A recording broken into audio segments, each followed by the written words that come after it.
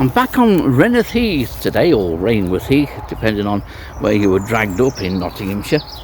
This is a Nottinghamshire Wildlife Trust Reserve, and it's a place that I've been to before for one particular ladybird, and that particular ladybird still eludes me. It's the hieroglyphic ladybird, and I may well have a look for it again while I'm here.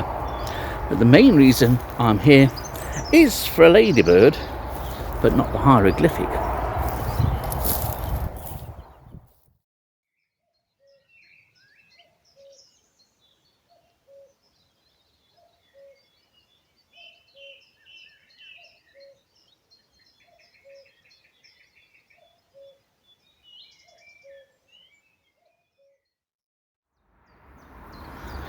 The reason that I'm here at Reneth Heath today, as I mentioned, is a ladybird, but it's not the hieroglyphic ladybird. It's another ladybird, one which had remained at the top of my most wanted list for many years. In fact, the last time I saw this species, it was going back to 2018, and then before then it was 2009 and 2010.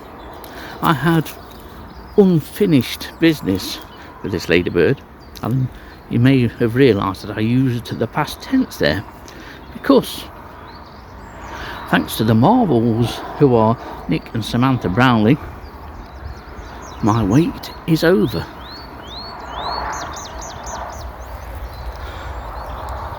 When Nick and Sam posted me a photo of a striped ladybird, I was ecstatic, and then I was surprised because I didn't think that striped ladybird would turn up here on Reneth Heath. There's only a handful of pines here of an immature age, and the scrub, and most of those pines have now been eaten up to a certain height within the reach of longhorn cattle and deer. But turn up here they certainly did, and the reason I'm here is to return them back to the site of capture. Now, this isn't the area where they were caught, that's at the top of the hill, but it's a bit too breezy up there, so I've come to somewhere sheltered so I can film this. But it is the most striking ladybird. I do have some footage, and hopefully I can get some more footage of these two when I release them. It's a brilliant bit of patience and fieldcraft, and lots of effort and time has been put in. That's what it takes sometimes to find a certain species. And it was 2018 when I saw this, and before that it was 2010 and 2009. And the reason I wanted to see them again is because when Dennis and I found them on Woodbridge South Forest in 2009, at the time we were trying to photograph most of the stages of the ladybird's life cycle. We've done that with most of the species found in Nottinghamshire, and the only larval shot we have was one of a pupating larva. I wanted some from early stages and going through several instars leading up to that pupation process. Something I like to do, and something we did as part of having the website. And so Nick and Sam brought us these, and I've kept them for the best part of 2 weeks in a tub. And after a week and several pairings, got some eggs. And those eggs are still to hatch yet, just a one bunch of eggs, but rather than keep them any longer, I'm going to release them back on the trees up there, and hopefully we can get to have a look at them. And my quest for striped ladybird is over.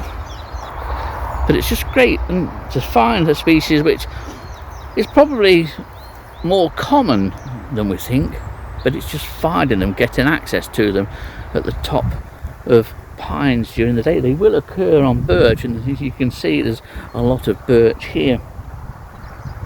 I'm just pleased to have these in a pot. And here is one of the two striped ladybird. What a species this is. There's a good chance that this will fly. The other one is happily resting on my finger at the moment. Beautiful species, a sort of rich chestnut brown. Well worth several years waiting to see this ladybird again. It really is unlike anything else that we have in terms of our ladybird fauna. It's a cracking species, it really is.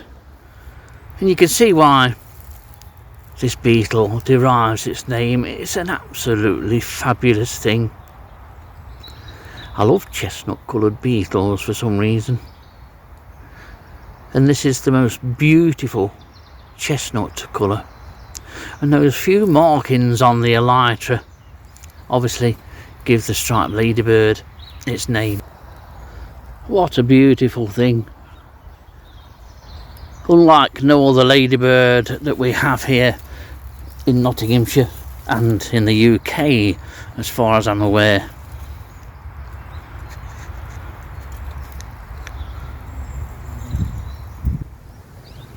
Well, it's about time to release the two that's in here, release them back on this group of mature pines here at Renner's Heath. Once again, I have to thank Nick and Samantha Brownlee. At times I really don't know where I would be without their help. It's help that's freely given as well, and well, I can't thank them enough. Simple as that.